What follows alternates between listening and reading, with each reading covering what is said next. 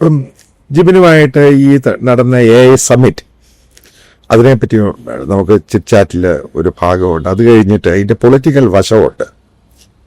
AI സമ്മിറ്റിൻ്റെ ഒരു political വശമുണ്ട്. ഗ്ലോബലായിട്ട് നമ്മൾ ഈ പറയുന്ന പോലെ വിശ്വരൂപം, വിശ്വഗുരു എന്നൊക്കെ പറയുമ്പോൾ നമ്മൾ AI എവിടെ എത്തി, എന്താണ് AI കൊണ്ട് ഗ്ലോബലായിട്ട് ഗ്ലോബൽ കമ്പനീസ് എന്താണ് ഉദ്ദേശിക്കുന്നത്, അമേരിക്കയാണ് എന്താണ് ഉദ്ദേശിക്കുന്നത്, ചൈന എന്താണ് ഉദ്ദേശിക്കുന്നത്, ഇന്ത്യ എന്താണ് ഉദ്ദേശിക്കുന്നത്. ഇത് വലിയൊരു ഘടകം തന്നെയാണ്. ഇതെല്ലാം കൂടെ ബേസിക്കലി ഇതുമായിട്ട് ബന്ധപ്പെട്ടാണ് കൂടുതലും ചോദ്യങ്ങളുള്ളത്. ജീവൻ, നമസ്കാരം. നമസ്കാരം സാർ. ഈ AI സമ്മിറ്റ് അതേപോലെ തന്നെ അറിഞ്ഞു കാണും, ഏറ്റവും നാണം കെട്ട സംഭവം ഉണ്ടായി. അതായത് ഗഗലോട്ടിയ യൂണിവേഴ്സിറ്റി അവിടുത്തെ പ്രൊഫസർ നേഹാസി ചൈനയിൽ നിന്ന് അടിച്ചുകൊണ്ടുവന്ന സാധനങ്ങളെല്ലാം കൊണ്ടുവന്ന് 10 ലക്ഷം രൂപയുടെ സാധനം മേടിച്ചിട്ട് 25 ലക്ഷം രൂപയുടെ പവലിയൻ വാടകയ്ക്ക് എടുത്തു. അതായത് 3-4 ദിവസം അതിന്റെ വാടക എത്രയാ? അതെ, 10 ലക്ഷത്തിന്റെ സാധനം മേടിച്ച് 25 ലക്ഷം വാടക കൊടുത്ത 4 ദിവസം ഈ സാധനം കാണിച്ചിട്ട് ഇന്ത്യക്കാരോട് എല്ലാം പറയുന്നത് അവരുണ്ടാക്കി. അതായത് ഭൂലോകം നാണക്കേടുണ്ടാക്കി. എന്നിട്ട് ഗവൺമെന്റൊക്കെ അറിഞ്ഞിട്ട് രാത്രിക്ക് രാമാണ് അതേപോലെ വെച്ച പല കമ്പനികളുണ്ട് ചൈനയിൽ നിന്ന് മേടിച്ചുകൊണ്ടുവന്ന സാധനം. അവരെ മുഴുവൻ പേരും പാക്ക് ചെയ്ത് അവർ ഒറ്റ സാധനങ്ങൾ ഒരൊറ്റ ഇന്ത്യൻ കമ്പനികളും ഈ അവർ ഈ പ്രോഡക്റ്റ് ആണെന്ന് പറഞ്ഞ് ഒറ്റ ഒരാളും കാണിക്കാം. മുഴുവനും കള്ളത്തരമായിരുന്നു ബേസിക്കലി ഇന്ത്യയുടെ. അപ്പം നമുക്കറിയാവുന്ന വസ്തുതയാണ്, അറിയാവുന്നവർക്ക് വായിക്കുന്നവർക്കറിയാം, എന്ന് പറഞ്ഞതിൻ്റെ അകത്ത് ഇന്ത്യ എവിടെ എത്തിയിട്ടില്ല. പക്ഷെ ഇന്ത്യക്കാർ ഗ്ലോബലായിട്ട് AI ബന്ധപ്പെട്ട പല കമ്പനികളിലും, കാരണം ഏറ്റവും കൂടുതൽ മാൻ പവറുള്ള ഇന്ത്യയിലാണ്, അവർ വർക്ക് ചെയ്യുന്നുണ്ട്. അതായത് ഇന്ത്യയിൽ ഈ പറയുന്ന പോലെ ഇന്നോവേഷനൊന്നും നടക്കുന്നില്ല. ഇന്ത്യ ഏകദേശം $1 ബില്യൺ അടുപ്പിച്ചുള്ള ഡോളർ, അത്രയും ബില്യൺ അടുപ്പിച്ച ഏകദേശം അതുമായിട്ട് ബന്ധപ്പെട്ട ഒരു എമൗണ്ട് മാത്രമേ ഇന്ത്യ ഗവൺമെന്റ് സ്പെൻഡ് ചെയ്തിട്ടുള്ളൂ. അതേപോലെ നമ്മൾ AI എവിടെയല്ല ബേസിക്കലി. ശരിയാണ്. ഇപ്പൊ ഈ നമ്മളിപ്പോ ഇതിന്റെ കണക്കെടുത്ത് നോക്കുകയാണെങ്കിൽ നമ്മൾ ഏറ്റവും വലിയ ഉപഭോക്താക്കളാണെന്ന് ഒക്കെ ഒരു അത്തരത്തിലുള്ള സ്റ്റാറ്റിക്സ് ഒക്കെ ഉണ്ട്. പക്ഷെ അതിൽ തന്നെ രസകരമായ ഒരു ചോദ്യം ഉണ്ട്, നമ്മളിത് എന്തിനുവേണ്ടി ഉപയോഗിക്കുന്നു എന്നുള്ളത് ഒരു പ്രസക്തമായിട്ടുള്ള ചോദ്യം കൂടിയാണ്. ഉപഭോക്താക്കളാവുമ്പോൾ പോലും ശരിയാണ്, നമ്മൾ നിർമ്മാണത്തിൽ എവിടെ എത്തിയിട്ടില്ല. ഉപഭോക്താക്കളാണ് നമ്മൾ എല്ലാവരും AI ഉപയോഗിക്കുന്നത് പറയും. ശരിക്കും പല AI കമ്പനികളും ഇന്ത്യൻ മാർക്കറ്റ് അല്ലെങ്കിൽ ഇന്ത്യൻ ഉപഭോക്താവ് ലക്ഷ്യം വിട്ടുകൊണ്ട് ഈ പറയുന്ന സാരിയുടെ കളർ മാറ്റാം, അല്ലെങ്കിൽ നമുക്ക് മൈസ്റ്റർ ആളുകളോട് വന്നിട്ട് ഫോട്ടോ എടുക്കാം എന്നൊക്കെ പറയുന്ന രീതിയിലാണ് ഈ ഉപഭോക്താക്കളുടെ എണ്ണം കൂടുന്നത്. അത് നമ്മളൊരു ഡെയിലി ലൈഫിലേക്ക് ഏത് രീതിയിലാണ് ഉപയോഗിക്കുന്നത് എന്ന് വെച്ച് കഴിഞ്ഞാൽ നമ്മൾ ഈ സാധനം ശരിക്കും ഉപയോഗിച്ച് തുടങ്ങിയിട്ടില്ല. പിന്നെ മറ്റൊന്ന്, ഈ പണ്ട് കാലത്ത് ഈ പെട്ടെന്ന് നമ്മൾ ഡിജിറ്റലിലേക്ക് എല്ലാം മാറി. ഒരു കാലത്ത് വാച്ചുകൾ ഡിജിറ്റൽ ആവുന്നു അങ്ങനെ. അപ്പൊ ആ സമയത്ത് എല്ലാത്തിന്റെയും മുകളിൽ നമ്മൾ ഡിജിറ്റൽ എന്ന് ചേർക്കാൻ തുടങ്ങി, പിന്നെ ഹൈടെക് എന്ന് ചേർക്കാൻ തുടങ്ങി, പിന്നീട് സ്മാർട്ട് ആയപ്പോൾ എല്ലാം സ്മാർട്ട് എന്ന് ചേർക്കാൻ തുടങ്ങി. ഒരു ചെറിയൊരു ഡയൽ ഒരു സാധനത്തിന് മുകളിൽ പിടിപ്പിച്ചിട്ട് അത് സ്മാർട്ട് സാധനമായി. അപ്പൊ ആ രീതിയിലേക്ക് ഇപ്പൊ നമ്മൾ എല്ലാത്തിനും കൂടെ AI ചേർക്കുകയാണ്. അപ്പൊ ഈയുടെ ഒരു സാധനം കണ്ടു, ഒരു ക്യാമറ, ഒരു CCTV ക്യാമറ. അപ്പൊ അതിനകത്ത് ഇങ്ങനെ ചെറിയ സമയം വ്യത്യാസത്തിൽ ഫോട്ടോസ് സ്റ്റോർ ചെയ്തുകൊണ്ടിരിക്കും ഇതിനകത്ത് എടുത്തിട്ട്. എന്നിട്ട് അനലൈസ് ചെയ്തിട്ട് ഈ സാധനം അതിനകത്ത് ഈ ദൃശ്യത്തിൽ കാണുന്ന വിഷ്വലിൽ കാണുന്ന സാധനം അങ്ങോട്ട് മൂവ് ചെയ്തിട്ടുണ്ടോ എന്നുള്ളത് അനലൈസ് ചെയ്തിട്ട് അത് ഒരു അറിയിപ്പായിട്ട് പറഞ്ഞു തരാൻ AI ടെക്നോളജി യൂസ് ചെയ്യുന്നത്. ഒരു മോഷൻ സെൻസർ വെച്ചാൽ മതി, അതിന് AI ആവശ്യമൊന്നുമില്ല. ഇപ്പൊ തന്നെ നമുക്ക് മോഷൻ സെൻസർ വെച്ചാൽ അത് വർക്ക് ചെയ്യും. പിന്നെ നമ്മുടെ ഇതിന്റെ ഒരു AI നമുക്കിപ്പം അമേരിക്കയിലായാലും അല്ലെങ്കിൽ ചൈനയിലായി കഴിഞ്ഞാലും അതിന്റെ ഒരു ഗ്രോത്ത് നമ്മൾ അല്ലെങ്കിൽ അത് ഡെവലപ്പ് ചെയ്ത് വരുന്ന ഒരു സംഗതി, അതിന്റെ കൂടെ തന്നെ അതിന്റെ ഒരു ഉപയോഗത്തിന്റെ സാധനം ഇത് നോക്കിക്കഴിഞ്ഞാലുള്ള ഒരു സംഭവം എന്ന് പറഞ്ഞാൽ, ഒന്നാമത് അവർ എഡ്യൂക്കേഷൻ സെക്ടറിലാണ് ഈ സാധനം കൊണ്ടുവരുന്നത്. അതായത് ആളുകളെ പഠിപ്പിക്കണം ആദ്യം ഇത് എങ്ങനെ ഒരു AI ഡിവൈസ് എങ്ങനെ ഉണ്ടാകും, അല്ലെങ്കിൽ AI പ്രോഗ്രാം എങ്ങനെ ഉണ്ടാകും, അല്ലെങ്കിൽ ഒരു AIന്റെ ലാംഗ്വേജ് എന്താണ്, ഇങ്ങനെയുള്ള കാര്യങ്ങൾ ടെക്നിക്കലായിട്ട് തന്നെ ആളുകളെ പഠിപ്പിക്കാനുള്ളതാണ് ഫസ്റ്റ് വരുന്നത്.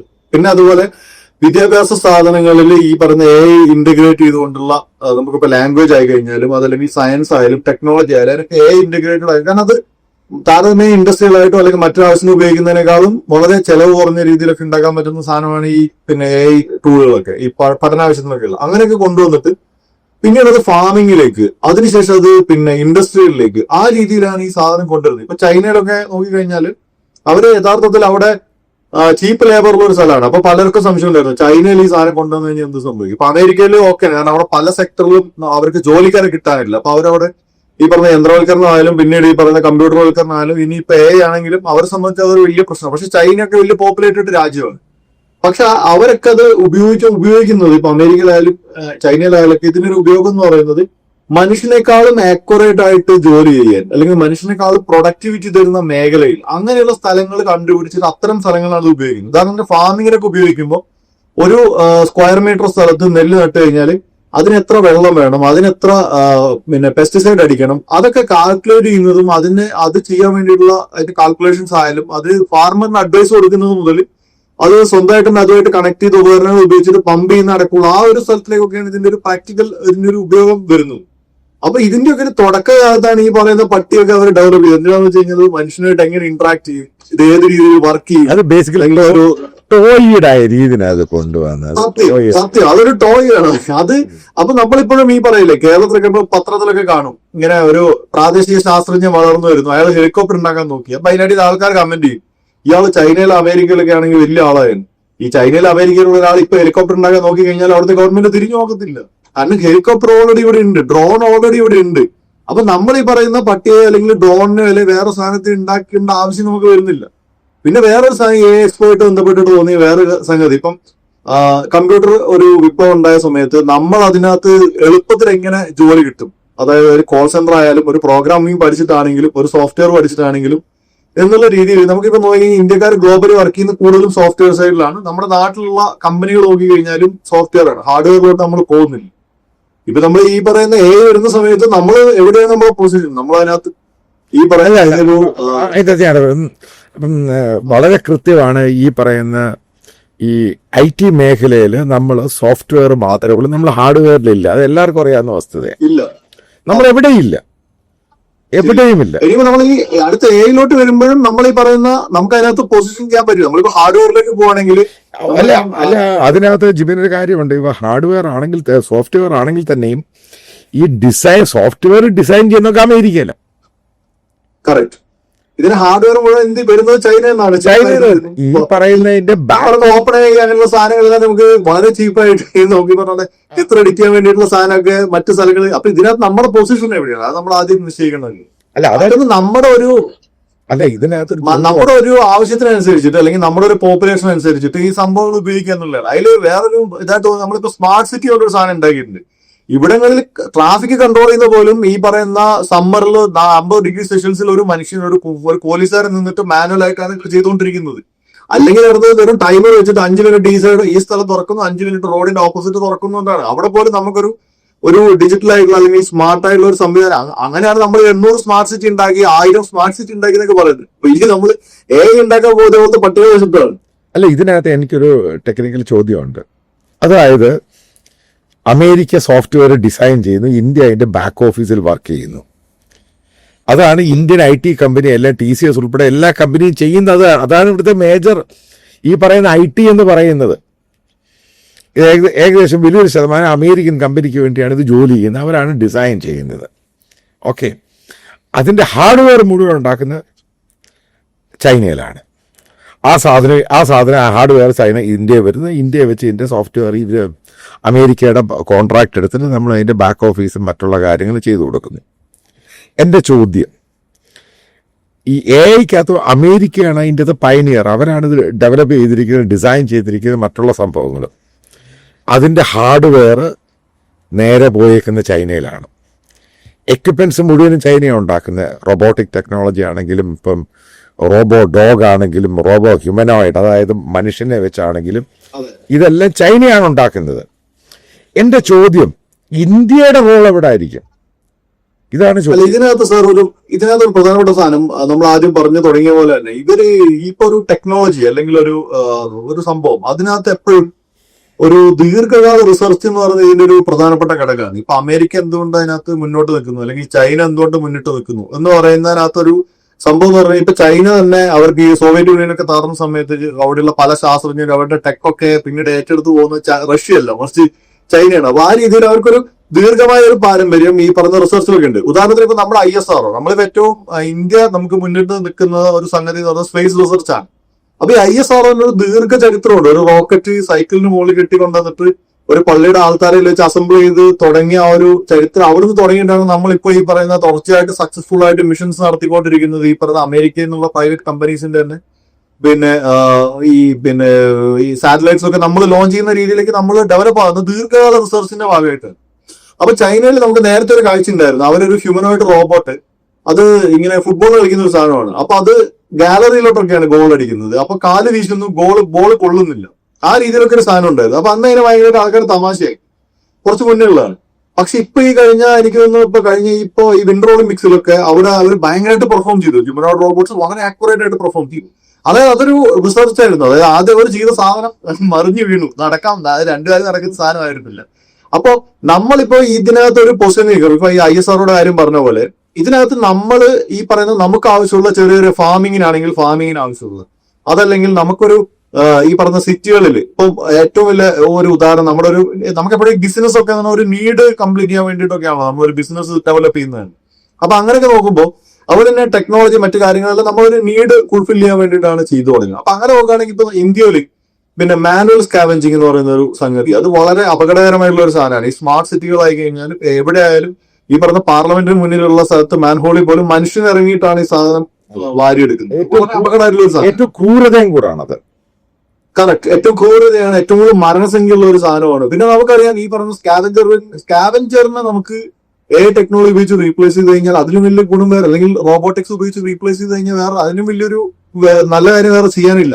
അപ്പൊ അത് അത്തരത്തിൽ നമ്മളിപ്പോ എവിടെയാണ് നമുക്ക് ആവശ്യം, ആ ആവശ്യം കണ്ടറിഞ്ഞുകൊണ്ട് അവിടേക്കുള്ള ടെക്നോളജി വികസിപ്പിച്ച് കൊണ്ടുവരാന്നുള്ളതാണ്. അപ്പൊ അത് രാജ്യത്തിനുള്ള പുരോഗതിയുള്ള രീതിയിലേക്ക് കൊണ്ടുവരും.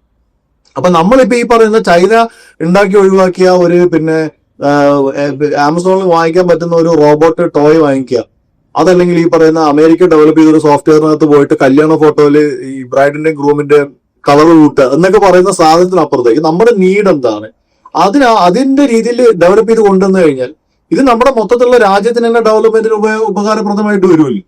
അപ്പൊ ഇപ്പൊ കൃഷി നമുക്ക് ഇന്റഗ്രേറ്റഡ് കൃഷി ഉണ്ടാക്കാം. അതിനകത്ത് എങ്ങനെ ടെക്നോളജി ഉപയോഗിക്കാം, നമ്മുടെ വെതർ പ്രൊഡിക്ഷനകത്ത് എങ്ങനെ സാധനം ഉപയോഗിക്കാം. അപ്പൊ ഒരു കർഷകന് ഒരു ആപ്പ് ഉപയോഗിച്ചിട്ട് ഈ വർഷത്തെ കാലാവസ്ഥ എല്ലാം കൂടി കാൽക്കുലേറ്റ് ചെയ്തിട്ട് ആ മണ്ണിന്റെ സംഭവങ്ങളെല്ലാം റിസൾട്ട് എല്ലാം കൊടുത്തു കഴിഞ്ഞാൽ ഇവിടെ ബെസ്റ്റ് ആയിട്ട് ഈ വർഷം ഫാം ചെയ്യാൻ പറ്റുന്ന സാധനം എന്താണ്, ഉരുളക്കിഴങ്ങാണ്, അല്ല ഗോതമ്പാണ്, അല്ലെങ്കിൽ അടുത്ത വർഷത്തെ മാർക്കറ്റ് എന്തിനായിരിക്കും കൂടുതൽ. ഇപ്പൊ ഈ പറഞ്ഞ ചൈനയിൽ ഒരു ഫ്ലഡ് വന്നു, അല്ലെങ്കിൽ അമേരിക്കയിൽ ഒരു ഫ്ലഡ് വന്നു, അവിടെ കോൺ ഇല്ല. അപ്പൊ നമുക്ക് ഇപ്രാവശ്യം കോൺ കൃഷി ചെയ്ത് കഴിഞ്ഞാൽ ഗ്ലോബൽ മാർക്കറ്റ് വരും. ഇതൊക്കെ പ്രൊഡിക്ട് ചെയ്യാൻ പറ്റുന്ന രീതിയിലൊക്കെ ഇതിന്റെ ചില ഈ ബേസിക് മോഡൽ, ഞാൻ പറഞ്ഞ ഏറ്റവും ബേസിക് ആയിട്ടുള്ള മോഡലാണ്, ഇത് നമുക്ക് ഉപയോഗപ്പെടുത്താൻ പറ്റും. പക്ഷെ ഇതൊന്നും നമ്മൾ ചെയ്യാണ്ട് നമ്മൾ എന്തിനാണ് ഇതിലേക്ക്, എന്താണ് നമ്മൾ ചെയ്യാൻ ഉദ്ദേശിക്കുന്നതിനെ കുറിച്ചൊരു വിഷൻ, നമുക്ക് എപ്പോഴും ഒരു കാര്യം ഉണ്ടാക്കുമ്പോൾ റോഡ് ഉണ്ടാക്കുമ്പോൾ പോലെ ഒരു വിഷൻ വേണമല്ലോ. അങ്ങനെ വിഷൻ നമുക്ക് ഉണ്ടാവുന്ന കാര്യത്തിൽ വലിയ സംശയമുണ്ട്. ഇത് വേറെ കാര്യം ചോദിക്കട്ടെ, ഇന്ത്യയില് ഇപ്പൊ ഏറ്റവും കൂടുതൽ ഡിസ്കഷൻ നടക്കുന്നത് ഇന്ത്യയിലെ ഈ വരാൻ പോകുന്ന 5 വർഷത്തിലുള്ള 50% ജോലി ഇല്ലാതാവുമെന്നാണ് പറയുന്നത്. അപ്പൊ അത് സ്റ്റഡി ചെയ്തു പോയി കഴിഞ്ഞാൽ സത്യം തന്നെയാ. അല്ല, അതിന് പ്രധാനപ്പെട്ട കാരണം എനിക്ക് തോന്നുന്നത്, ഇപ്പോ ഒരു ഉദാഹരണത്തിന് ഇപ്പൊ നമുക്കറിയാം, ഇപ്പൊ ബംഗ്ലാദേശിലായാലും അല്ലെങ്കിൽ ഇന്ത്യയിലായാലും, പ്രത്യേകിച്ച് നമ്മളെ തിരുപ്പൂര്, ഈ ഗുജറാത്ത് ബെൽറ്റിൽ, ബംഗ്ലാദേശിലൊക്കെ നമുക്ക് ഒരുപാട് പിന്നെ ആളുകൾ വർക്ക് ചെയ്യുന്ന ഒരു സാധനമാണ് ടെക്സ്റ്റൈൽ എന്ന് പറയും. അപ്പൊ ഈ ടെക്സ്റ്റൈലിനകത്തുള്ള പ്രശ്നം എന്ന് പറഞ്ഞാൽ, ടെക്സ്റ്റൈലിൽ ജോലി ചെയ്യുന്ന ഒരാളെ എനിക്ക് തോന്നുന്നു ഒരു 20 വർഷമൊക്കെ ആരോഗ്യത്തോടെ ജോലി ചെയ്യാൻ പറ്റും. അതിനുശേഷം അവർക്ക് ഈ പറയുന്ന കോട്ടന്റെ പാർട്ടിക്കിൾസ് ശ്വസിച്ചിട്ടും അങ്ങനെയൊക്കെ വലിയ ആരോഗ്യ പ്രശ്നങ്ങളൊക്കെ ഉണ്ടാവുന്നു. അപ്പൊ ചൈന അപ്പൊ ഈ പറഞ്ഞ 20 വർഷം കഴിഞ്ഞ പിന്നെ നമുക്ക് അതിന് മെഡിക്കൽ ബില്ലും കാര്യങ്ങളൊക്കെ ഭയങ്കര എക്സ്പെൻസ് ആണ് ശരിക്കും പറഞ്ഞാൽ. അതിന് ഗവൺമെന്റ് വഹിക്കുന്നു, അല്ല അയാൾ സ്വന്തം പോക്കറ്റിൽ നിന്ന് എടുക്കുന്നു, അതല്ലെങ്കിൽ ഒരു ഇൻഷുറൻസ് കമ്പനി കൊടുക്കുന്നു. അതേസമയം അത് നമ്മൾ ഈ പറഞ്ഞ ഒരു റോബോട്ടിനെ ഉപയോഗിച്ചുകൊണ്ട് അല്ലെങ്കിൽ ഒരു മെഷീൻ ഉപയോഗിച്ചുകൊണ്ട് ആൾക്കാരെ റീപ്ലേസ് ചെയ്തിട്ട് ചൈനയിലൊക്കെ ഇപ്പം ടെക്സ്റ്റൈൽ ഇൻഡസ്ട്രി ഓട്ടോമേഷനിലാണ് പോകുന്നത്. അങ്ങനെ വരുമ്പോഴത്തേക്ക് നമുക്ക് എന്താ വരുന്നത്, ആ തൊഴിലാളികൾ ഈ ഒരു ജോലിയിൽ നിന്ന് മാറ്റാനും അതിൽ അവർക്ക് തന്നെ ബെറ്റർ എഡ്യൂക്കേഷൻ കൊടുത്തിട്ട് വേറൊരു പൊസിഷനിലേക്ക് കൊണ്ടുപോകാനും പറ്റും. അല്ല, അവർക്ക് കൂടുതൽ ഇപ്പൊ അതിനകത്ത് വർക്ക് ചെയ്യുന്ന ആൾക്കാരെല്ലാം നോക്കി കഴിഞ്ഞാൽ ഈ പറഞ്ഞ 10th പാസ്സാവാത്ത ആളുകളാണ് ഈ പറഞ്ഞ ബംഗ്ലാദേശിലായാലും ഇന്ത്യയിലായാലും ടെക്സ്റ്റൈൽ ഇൻഡസ്ട്രിയിലൊക്കെ അവർക്ക് നിൽക്കുന്നത്. അപ്പൊ നമ്മൾ പറയുന്നത് അത്തരത്തിലുള്ള അടിസ്ഥാനപരമായ തൊഴിലുകൾ മാറുമ്പോൾ ചിലപ്പോൾ അവരുടെ മറ്റ് സ്കില്ലുകൾ ഡെവലപ്പ് ചെയ്യാൻ പറ്റും. ഹ്യൂമൻ എന്നുള്ള രീതിയിലുള്ള, മനുഷ്യൻ എന്നുള്ള രീതിയിലുള്ള മറ്റ് സ്കില്ലുകളൊക്കെ ഡെവലപ്പ് ചെയ്യാൻ പറ്റും. ഈ അപകടകരമായിട്ടുള്ള ഒരു ജോലി, അതായത് സ്കാവഞ്ചർ ആയിട്ട് ജോലി ചെയ്യുക, ഈ പറഞ്ഞ പാർട്ടിക്കിൾസ് ശ്വസിക്കുന്ന ജോലി, അങ്ങനത്തെ കാര്യങ്ങളൊക്കെ ഇത് റീപ്ലേസ് ചെയ്യപ്പെടുമ്പോൾ ചിലപ്പോൾ ബെറ്റർ ആയിട്ടുള്ള ഓപ്ഷൻസ്, ബെറ്റർ ആയിട്ടുള്ള ഒരു സാധനം ക്രിയേറ്റ് ചെയ്യപ്പെടാം അല്ലെങ്കിൽ ഈ പറഞ്ഞ യന്ത്രവൽക്കരണം കൊണ്ട് സാധിക്കാം. പക്ഷെ ഇന്ത്യയിൽ നമ്മൾക്ക് വേണ്ട പ്രശ്നം എന്ന് പറഞ്ഞാൽ നമ്മൾ ചെയ്തുകൊണ്ടിരിക്കുന്ന ഈ കോൾ സെന്റർ ജോലി, അതല്ലെങ്കിൽ ഒരു സോഫ്റ്റ്വെയർ വളർച്ച ഉണ്ടായി കഴിഞ്ഞാൽ അത് ടെസ്റ്റ് ചെയ്യുക, ഇങ്ങനെയുള്ള ഒരുപാട് ഈ ജോലികളുണ്ട്. ഇതെല്ലാം എളുപ്പത്തിൽ റീപ്ലേസ് ചെയ്യപ്പെടും. അതായത് നമുക്കിപ്പോ 2-way കമ്മ്യൂണിക്കേഷൻ ചെയ്യാൻ വേണ്ടിയിട്ട്, അതായത് കോൾ സെന്ററിൽ നിന്ന് വിളിക്കുന്നു, അല്ലെങ്കിൽ നമ്മൾ അങ്ങോട്ട് വിളിക്കുന്നു, അതായത് കോൾ എടുക്കുന്നു. അപ്പോൾ നമ്മൾ പറയണ എന്റെ TV കംപ്ലൈന്റ് ആയി, വാറണ്ടി ഉള്ളതാണ്, നിങ്ങളൊരു ടെക്നീഷ്യൻ അയക്കണം. അവർ ഓക്കെ, നമ്മൾ അപ്പോയിന്റ്മെന്റ് എടുക്കുന്നു, ടെക്നീഷ്യൻ അയക്കുന്നു. ഇത് പറയുന്ന ഒരു കോൾ സെന്ററിൽ 2-way കമ്മ്യൂണിക്കേഷൻ പോസിബിൾ ആയിട്ടുള്ള സാധനം ഇന്ത്യയിൽ തന്നെ ഡെവലപ്പ് ചെയ്തിട്ടുണ്ട്. ഇന്ത്യയിൽ തന്നെ, പുറത്തൊന്നും വരണ്ട, ഇന്ത്യയിൽ തന്നെ. അതായത് ഈ പറഞ്ഞ ChatGPT-യുടെ ഒക്കെ ഇത് ഉപയോഗിച്ചുകൊണ്ട് ഇന്ത്യയിൽ തന്നെ ഇന്ത്യയിലുള്ള ചില കമ്പനികൾ ഡെവലപ്പ് ചെയ്തിട്ടുണ്ട്. അപ്പൊ അതിന്റെ റിസൾട്ട് എന്ത്, ഇതെല്ലാം ബുക്ക് ചെയ്തെല്ലാം കഴിഞ്ഞതിന് ശേഷം സാറിനാണെങ്കിൽ മാത്യു സാമുവൽ നിങ്ങളുടെ ഫ്ലാറ്റ് നമ്പർ കാര്യങ്ങൾ വെച്ചിട്ട് ഈ പറയുന്ന ടെക്നീഷ്യന് മെസ്സേജ് പോകും. അപ്പൊ അയാൾ ആ സമയത്ത് നിങ്ങളുടെ വീട്ടിൽ വന്ന് പണിതാൽ മതി. അപ്പൊ ഒരു കോൾ സെന്റർ എന്ന് പറയുമ്പോൾ അവിടെ 2000 പേര് ജോലി ചെയ്യുന്നുണ്ട്. ഈ പറഞ്ഞ ഒരു ഇലക്ട്രോണിക് കമ്പനിയുടെ പല ഡിവിഷനിലായിട്ട് കോൾ ചെയ്യാൻ വേണ്ടി മാത്രം. ഇന്ത്യ ആണെങ്കിൽ പ്രത്യേകിച്ച് നമുക്കറിയാം 25 ഭാഷയുണ്ട്. അപ്പൊ 25 ഭാഷയിൽ ഒരു 50 പേര് വെച്ച് കൂട്ടിയാൽ തന്നെ വലിയ നമ്പറാണ്. കസ്റ്റമർ സർവീസ് മലയാളത്തിൽ 50 പേര്, തമിഴിൽ 50 പേര് എന്ന് പറയുന്നത്. അപ്പൊ ഇവിടുത്തെ പ്രശ്നം അത്രയും പേരുടെ ജോലി പോകുന്നില്ല. അപ്പൊ നമ്മളിപ്പോഴും ഈ പറഞ്ഞ ബാക്ക് എൻഡിൽ നിൽക്കുന്നത് കൊണ്ടാണ് നമുക്ക് പെട്ടെന്ന് ഇത് എഫക്ട് ചെയ്യുന്നത്. തീർച്ചയായിട്ടും ഈ പറയുന്ന സാധനം ജോലി കളയുന്നതായാലും 100% ഉറപ്പുണ്ട്. പക്ഷെ എന്തുകൊണ്ട് ഇന്ത്യയിൽ കൂടുതൽ ജോലി പോകും എന്ന് ചോദിച്ചാൽ അതിന്റെ കാരണം നമ്മൾ ചെയ്യുന്നത് കോൾ സെന്റർ ജോലിയാണ്, അല്ലെങ്കിൽ ഈ പറഞ്ഞ ടെസ്റ്റിംഗ് ആണ്. നമ്മൾ ഇന്നലെ ബീറ്റ ടെസ്റ്റിംഗ് ഒക്കെ ചെയ്യും. ഈ ജോലികളെല്ലാം ഏറ്റെടുത്ത് കഴിയുമ്പോഴത്തേക്കും അവർക്കത് എക്സ്പെൻസിനും വളരെ ലാഭകരമാണല്ലോ. കാരണം ഇത്രയും പേർ തീരെ പോകേണ്ട ആവശ്യമില്ല. കമ്പനികളെ സംബന്ധിച്ചിടത്തോളം അവരെപ്പോഴും എളുപ്പമുള്ള ഓപ്ഷനിലേക്കാണ് പോവുക. അപ്പൊ അതുകൊണ്ട് വെച്ചാൽ ഇതേ കമ്പനികൾ തന്നെ ആളുകളുടെ ശമ്പളം കുറയുമ്പോഴത്തേക്ക് അവർക്ക് പർച്ചേസിംഗ് പവർ കുറയും. അങ്ങനെ ഇതേ കമ്പനികളുടെ തന്നെ പ്രൊഡക്റ്റ് വാങ്ങിക്കാൻ ഇവിടെ ആളുണ്ടാവും എന്നൊക്കെയുള്ളത് വലിയ ചോദ്യമാണ്. അതൊരു നമ്മൾ അഭിമുഖീകരിക്കുന്ന വലിയൊരു പ്രശ്നമാണ്. ബിസിനസ്സുകളായാലും രാജ്യം തന്നെ അഭിമുഖീകരിക്കുന്ന പ്രശ്നമാണ്. അവിടെയാണ് പറയുന്നത് ഈ പറയുന്ന നമുക്ക് ഏത് മേഖലകളിലൊക്കെ ഇതിനെ ഉപയോഗിച്ചുകൊണ്ട് നമുക്ക് കുറച്ചുകൂടി പുരോഗതി ഉണ്ടാക്കാം, ഫാസ്റ്റ് ആയിട്ട് കാര്യങ്ങൾ ചെയ്യാം. നമുക്ക് ഈ പറഞ്ഞ പല ആൾക്കാരും കോൾ സെന്റർ ജോലി ചെയ്യുന്നതിനേക്കാളും മെച്ചമാണ് കൃഷി ചെയ്യുന്നത്. നമുക്ക് ഇവിടെ ഇഷ്ടംപോലെ ലാൻഡ് ഉണ്ട്. നമുക്ക് ഈ പറഞ്ഞ ലോകത്ത് തന്നെ നമുക്ക് ഇഷ്ടംപോലെ പ്രോഡക്ട്സിന്റെ ഷോർട്ടേജ് ആണ് എല്ലാ സ്ഥലത്തും ഉള്ളത്, കൃഷിയായിട്ട് തന്നെ. അപ്പൊ നമുക്ക് ഈ കൃഷി ചെയ്യാൻ വേണ്ടിയിട്ടുള്ള ടെക് അറിയാവുന്ന ആളുകൾ കൃഷിയിലേക്ക് ഇറങ്ങി കഴിഞ്ഞാൽ അത് അയാൾക്ക് ഗുണമുണ്ടാവും. അപ്പൊ അതിന് ഈ പറഞ്ഞ കൃഷിയുമായി ബന്ധപ്പെട്ട ടെക് നമ്മൾ വികസിപ്പിക്കണം. അപ്പൊ അതുമായി ബന്ധപ്പെട്ട വിപണി കണ്ടെത്തണം. അപ്പൊ അതിലേക്ക് കൂടുതൽ ആളുകൾ ആകർഷിക്കാൻ പറ്റും. അവരുടെ ഫിനാൻഷ്യൽ സ്റ്റാറ്റസ് ഉയർത്തണം. അപ്പൊ അതിലൊക്കെ അങ്ങനെയുള്ള കാര്യങ്ങളിലേക്കൊക്കെ റിസർച്ച് ചെയ്യുന്നതിലേക്ക് പകരം ഉദാഹരണത്തിന് വളരെ കാലം മുമ്പ് വെറും മരുഭൂമിയായിരുന്ന സ്ഥലത്ത് ഡ്രിപ്പ് ഇറിഗേഷൻ എന്ന് പറയുന്ന ഒരു പൈപ്പിന് ഓട്ടയിട്ടിട്ട് വെള്ളം കൊടുക്കുക എന്നുള്ള പരിപാടി ഇസ്രായേലുകാർ കണ്ടുപിടിച്ചിട്ടാണ് അവരവിടെ കൃഷി സ്റ്റാർട്ട് ചെയ്യുന്നത്. അതിന് പുറത്ത് അതൊരു ടെക്നോളജി ആയിരുന്നു, അന്നത്തെ ടെക്നോളജി ആയിരുന്നത്. പിന്നീട് ഇപ്പൊ ചൈനയൊക്കെ ചെയ്യുന്നതെന്ന് വെച്ച് കഴിഞ്ഞാൽ ഓട്ടോമാറ്റഡ് ഫാമുകളാണ്. അതായത് കറക്റ്റ് വെള്ളം അടിക്കേണ്ട സമയമാകുമ്പോൾ ഇവിടുന്ന് ഡ്രോൺ ഓൺ ആയിട്ട് പോയിട്ട് വെള്ളം അടിച്ചിട്ട് തിരിച്ചു വരുന്നൊക്കെ പറയുന്ന രീതിയിലേക്ക് ഒരു ഭാവിയിലേക്കുള്ള ഫാമൊക്കെയാണ് ഡെവലപ്പ് ചെയ്തുകൊണ്ടിരിക്കുന്നത്. അപ്പൊ അത്തരത്തിൽ കാര്യങ്ങളൊക്കെ കൊണ്ടുപോകുന്നതിന് പകരം നമ്മൾ ഈ പറയുന്ന വെറും കോൾ സെന്റർ ജോലികൾ മാത്രം ഫോക്കസ് ചെയ്യുകയും അപ്പൊ അതേ കോൾ സെന്റർ ജോലികൾ ഇപ്പൊ AI വെച്ച് റീപ്ലേസ് ചെയ്യപ്പെടുമ്പോൾ ഒറ്റയടിക്ക് ലക്ഷക്കണക്കിന് ആൾക്കാരുടെ ജോലി പോകുന്നതൊക്കെയുള്ള സാധനത്തിലാണ് നമ്മൾ നിൽക്കുന്നത്. അപ്പൊ നമ്മൾ ഇപ്പോഴും ഈ പറഞ്ഞ AI ആണെങ്കിലും മറ്റ് ടെക്നോളജി ആണെങ്കിലും ഇനി കമ്പ്യൂട്ടറിന്റെ കാര്യത്തിലാണെങ്കിലും എന്തിന്റെ കാര്യത്തിലാണെങ്കിലും ഒന്നാമത് ഇതിനൊരു വിഷൻ ഉണ്ടാക്കുന്നില്ല എന്നൊരു പ്രശ്നമുണ്ട്. അപ്പൊ എനിക്ക് ഈ അമേരിക്കൻ ചൈനയുടെ ഒക്കെ വലിയൊരു പോസിറ്റീവ് സാധനം എന്ന് പറയുന്നത് അവർ 50 വർഷത്തേക്കൊക്കെയുള്ള ഒരു പ്ലാൻ അവിടുത്തെ കമ്പനികളായി കഴിഞ്ഞാലും അത് ഗവൺമെന്റ് ആയി കഴിഞ്ഞാലും അത്തരത്തിലുള്ള ഒരു വിഷൻ പ്ലാൻ വരുന്നുണ്ട്. ഇപ്പൊ അമേരിക്ക എവിടെയാണ് 10 വർഷം കഴിഞ്ഞാൽ ഉണ്ടാവുക, അല്ലെങ്കിൽ 20 വർഷം കഴിഞ്ഞാൽ ഉണ്ടാവുക, 100 വർഷം കഴിഞ്ഞാൽ ഉണ്ടാവുക എന്നുള്ള ഒരു കമ്പനികൾ തന്നെ അതിന്റെ ഒരു പൊസിഷൻ ഉണ്ടാക്കുന്നത്. ഫോർ എക്സാമ്പിൾ ഇപ്പൊ അവിടെ ഒരു ചെറിയ സ്റ്റാർട്ടപ്പ് ഉണ്ടാകുമ്പോൾ തന്നെ അവർ ഗ്ലോബൽ മാർക്കറ്റ് എങ്ങനെ പിടിക്കാം, അതായത് 1 ലക്ഷം രൂപ ഇട്ടിട്ടാണ് അവർ കമ്പനി തുടങ്ങുന്നത്. വെറും 1 ലക്ഷം രൂപ. അപ്പൊ അമേരിക്കൻ ഡോളറിലോട്ട് കൺവേർട്ട് ചെയ്യുമ്പോൾ തുച്ഛമായ പൈസയാണ് ഈ 1 ലക്ഷം ഇന്ത്യൻ രൂപ എന്ന് പറയുന്നത്. അപ്പൊ അങ്ങനെ ഒരു കമ്പനി അവരവിടെ സ്റ്റാർട്ട് ചെയ്യുന്നതും എങ്ങനെയാണ് ഗ്ലോബൽ മാർക്കറ്റ് പിടിക്കുക, ഈ കമ്പനി എങ്ങനെയാണ് $1000 കമ്പനി. അപ്പൊ ഇതിന് $100 ഇട്ടിട്ടാണ് തുടങ്ങുന്നത്. അപ്പോൾ $1000 എപ്പോഴാണ് ആവുക, $1,00,000 എപ്പോഴാണ് ആവുക. അപ്പൊ ആ രീതിയിലേക്ക് ഇതിന് അവർ പ്ലാൻ ചെയ്യുന്നുണ്ട്. അല്ലെങ്കിൽ ഇപ്പൊ ചൈനയൊക്കെ ആണെങ്കിൽ അവര് എന്താണ് പല കമ്പനികളെയും ചൈനീസ് കമ്പനികളെ സ്റ്റാർട്ടപ്പുകളൊക്കെ കഥ എടുത്തു കഴിഞ്ഞാൽ വീടിന്റെ തട്ടുമ്പുറത്ത് തുടങ്ങി നിൽക്കുകയാണ് അതിന്റെ കഥകൾ വരുന്നത്. അതായത് രണ്ടുപേരും കൂടി. അപ്പൊ അത് എങ്ങനെയാണ് യൂറോപ്യൻ മാർക്കറ്റ് പിടിച്ചെടുക്കുന്നത്, എങ്ങനെയാണ് അമേരിക്കൻ മാർക്കറ്റിൽ പോലും കയറി, അമേരിക്കയിൽ പോലും ഇപ്പൊ ചൈന ഉള്ളിലോട്ട് പറ്റാത്ത അവരെങ്ങനെയാണ് അങ്ങനെ കമ്പനി ഇൻഫിൽട്രേറ്റ് ചെയ്ത് കയറി പോകുന്നത്. അപ്പൊ അത്തരത്തിലുള്ള ഒരു വിഷനോ പ്ലാനോ ഉള്ള കമ്പനികളോ മറ്റു കാര്യങ്ങളോ ഇന്ത്യയിൽ വരും. ഇന്ത്യയിലെ ടോപ്പ് കമ്പനികൾ എടുത്തു നോക്കി കഴിഞ്ഞാൽ തന്നെ ഫോർ എക്സാമ്പിൾ ഇപ്പൊ റിലയൻസ് ഗ്രൂപ്പ് ആയാലും മറ്റുള്ളവരായാലും ഇവരെല്ലാം കൺവെൻഷണൽ ബിസിനസ്സുകളാണ് ചെയ്യുന്നത്. അതായത് കൽക്കരി കുഴിച്ചെടുക്കുക, അവിടെ കൊണ്ടുപോയി കത്തിച്ച് ഇലക്ട്രിസിറ്റി ഉണ്ടാക്കുക, പെട്രോളിയം വാങ്ങിക്കൊണ്ട് ഇവിടെ വിൽക്കുക. ഇതിന്റെയൊക്കെ അപ്പുറത്ത് ഈ പറയുന്ന ഒരു വലിയ രീതിയിലുള്ള പ്രൊഡക്ഷൻ ചെയ്യുക, ഒരു മാർക്കറ്റ് അക്വയർ ചെയ്യുക, അത്തരത്തിലുള്ള ഒരു സംഭവം നമ്മൾ ഇതിനകത്തോട്ട് വരുന്നില്ലേ. ഇപ്പം കാർ കമ്പനികളായി കഴിഞ്ഞാൽ പോലും എവിടെയെങ്കിലും ടെക്നോളജി ഡെവലപ്പ് ആയി കിട്ടി കഴിഞ്ഞാൽ അത് ഉപയോഗിച്ച് ഒരു വണ്ടി ഉണ്ടാക്കുന്നതല്ലാതെ സ്വന്തമായിട്ട് ഒരു ടെക്നോളജി ഡെവലപ്പ് ചെയ്ത് കാറുകൾ ഉണ്ടാക്കുന്ന കാർ കമ്പനികളൊന്നും നമുക്കില്ല. അപ്പൊ ആ നിലയിലേക്ക് ഇതിന് കാര്യങ്ങൾ മാറ്റണമെങ്കിൽ നമുക്ക് കോളേജ് തലം പോലെ തുടങ്ങണം. ഇപ്പൊ ഇതിന് ബേസിക് ആയിട്ട് പ്രശ്നം എനിക്ക് തോന്നിയുള്ളൂ സാർ, ഈ സിലബസ് ഒക്കെ ബന്ധപ്പെട്ടിട്ട് പല കോളേജുകൾക്ക് ഇങ്ങനെ ബോർഡ് നമ്മൾ കണ്ടിട്ടുണ്ട്. Engineering and technology, science and technology, institute of technology and engineering എന്നൊക്കെ പറഞ്ഞിങ്ങനെ ബോർഡ് കണ്ടിട്ടുണ്ട്. ബേസിക്കലി എന്താണ് സയൻസ്, എന്താണ് എഞ്ചിനീയറിംഗ്, എന്താണ് ടെക്നോളജി, ഇത് മൂന്നും പരസ്പര പൂരകമായിട്ട് നിൽക്കുന്ന വേറെ സംഗതികളാണ്. നമുക്കിപ്പോൾ ആർട്സ് ആൻഡ് സയൻസ് കോളേജുകൾ എവിടെയുള്ള ഒരു സ്ഥലത്ത് കാണും, സയൻസ് ആൻഡ് ടെക്നോളജി ഒരു സ്ഥലത്ത് കാണും, ടെക്നോളജി വേറെ സ്ഥലത്ത് കാണും, സയൻസ് ഇവിടെയും കാണും. പക്ഷെ എവിടെ സയൻസ് ഉള്ളത് അറിയില്ല. എഞ്ചിനീയറിംഗ് കോളേജിലെല്ലാം സയൻസ് ആൻഡ് ടെക്നോളജി ബോർഡ് വെച്ചിട്ടുണ്ട്, institute of science and technology. പക്ഷെ അവിടെ ഒന്നും സയൻസ് കോഴ്സുകളില്ല. അവിടെ എഞ്ചിനീയറിംഗ് കോഴ്സുകളേ ഉള്ളൂ. ബേസിക്കലി ഇത് എല്ലാം ചേർന്നുകൊണ്ട് ഡെവലപ്പായി വരുന്ന ഒരു സംഗതിയാണ്. അതായത് നമുക്ക് സയൻസ് ഉപയോഗിച്ചിട്ടാണ് റിസർച്ചും കാര്യങ്ങളെല്ലാം വരുന്നത്, ടെക്നോളജി ഉപയോഗിച്ചിട്ടാണ് ഈ സാധനങ്ങൾ ഉണ്ടാക്കുന്നത്. ഇതിന്റെ എല്ലാം പിറകിൽ നിൽക്കുന്ന സംഭവമാണ് എഞ്ചിനീയറിംഗ്. അപ്പൊ ഇതെല്ലാം കൂടി ഇന്റഗ്രേറ്റ് ചെയ്തുകൊണ്ടുള്ള കോളേജുകളോ മറ്റേ ഇപ്പൊ ചൈനയിലൊക്കെ നമ്മൾ പറയുന്നത്, ഇപ്പൊ ഇവര് ചൈനീസ് ഡോഗിനെ കൊണ്ടുവന്നത് അവർ എഞ്ചിനീയറിംഗ് കോളേജിലെ ആൾക്കാരെ കൊണ്ടുവന്നത് ആലോചിക്കണം. അവിടെ മറ്റേ കിൻഡർ ഗാർഡനിൽ പഠിക്കുന്ന പിള്ളേര് AI ടോയ്സുമായിട്ട് ഇന്ററാക്ട് ചെയ്തൊക്കെയാണ് പഠിക്കുന്നത്. അതായത് ടീച്ചേഴ്സ് ഒക്കെ റീപ്ലേസ് ചെയ്തിട്ട് ഇവര് ചുമ്മാ AI ടോയ്സിനോട് സംസാരിക്കുന്ന വീഡിയോസ് ഇങ്ങനെ കാണാം. ഈ ചൈനീസ് പിന്നെ സോഷ്യൽ മീഡിയകളിൽ കോപ്പി ചെയ്തിട്ട് വരുമല്ലോ നമുക്ക് മറ്റ് സ്ഥലത്ത്. അപ്പൊ ആ നിലയിലേക്ക് അവിടെ എത്തുമ്പോഴത്തേക്കും നമ്മൾ എഡ്യൂക്കേഷൻ സിസ്റ്റം എവിടെയാണ് നിൽക്കുന്നത്. അപ്പൊ അങ്ങനെ വരുമ്പോൾ മാത്രമേ ഒരു കൃഷിക്കാരനായിട്ടുള്ള ഒരാളുടെ മകൻ അല്ലെങ്കിൽ അവരുടെ ഇന്ത്യയിൽ പൊതുവെ ഈ തലമുറയായിട്ടാണല്ലോ ഈ സാധനം പോകുന്നത്. അപ്പൊ അങ്ങനെ വരുമ്പോൾ എനിക്ക് കൃഷിയായിട്ട് ബന്ധമുള്ള ഒരാളാണെങ്കിൽ ഞാൻ ടെക്നോളജി പഠിച്ചാലല്ലേ എനിക്ക് കൃഷി എങ്ങനെ മെച്ചപ്പെടുത്തുമെന്ന് എനിക്ക് തോന്നുള്ളൂ. അപ്പൊ നമുക്ക് ബിസിനസ്സുകൾ തന്നെ നമുക്ക് ആ രീതിയിലാണ് പോകുന്നത്. അതായത് റിലയൻസിനെ സംബന്ധിച്ചിടത്തോളം അടുത്ത 5 കൊല്ലത്തേക്ക് അവർക്ക് കാശ് വരണം, അല്ലെങ്കിൽ അംബാനിയെ സംബന്ധിച്ചിടത്തോളം ഒരു തുറമുഖം ഉണ്ടായി കഴിഞ്ഞാൽ അതിനകത്ത് അടുത്ത 30 കൊല്ലത്തേക്ക് അല്ലെങ്കിൽ അതിങ്ങനെയാണ് വരുമാനം വരുന്നതെന്നുള്ള ചിന്തിക്കണം. ഇതിനപ്പുറത്തേക്ക് ഒരു ബ്രോഡ് വിഷനിൽ ഗ്ലോബൽ മാർക്കറ്റ് ക്യാപ്ചർ ചെയ്യുക എന്നുള്ള രീതിയിലേക്ക് ചിന്തിക്കുന്ന കമ്പനികൾ പോലും നമുക്കുണ്ടോ സംശയമാണ്. പിന്നെ എങ്ങനെയാണ് ഗവൺമെന്റ് എന്നുള്ളത് അതിലും സംശയമാണ്. അല്ല, നമുക്ക് നല്ല കൺസ്ട്രക്ഷൻ കമ്പനി പോലും ഇല്ല. കാരണം നാഷണൽ ഹൈവേ ആണെങ്കിൽ ഈ അതേപോലെ തന്നെ റെയിൽവേയുടെ ടണൽ ഉണ്ടാക്കാൻ നമുക്ക് പറ്റിയില്ല. കാരണം ബോറിംഗ് മെഷീൻ ഇല്ലായിരുന്നു. കാരണം ചൈനയുമായിട്ടുള്ള ഇഷ്യൂസ് ആണ്. അപ്പം അതിൻ്റെ പേരിലാണ് നാഷണൽ ഹൈവേയുടെ വർക്കും റെയിൽവേയുടെ വർക്കും സ്റ്റോളായി പോയത്. കാരണം പോസായിപ്പോയി. ഏതായാലും നല്ലൊരു ഡിസ്കഷൻ ആയിരുന്നു. മറ്റൊരു ടോപ്പിക്കുമായിട്ട് വീണ്ടും കാണാം. Thank you very much. Okay, thank you.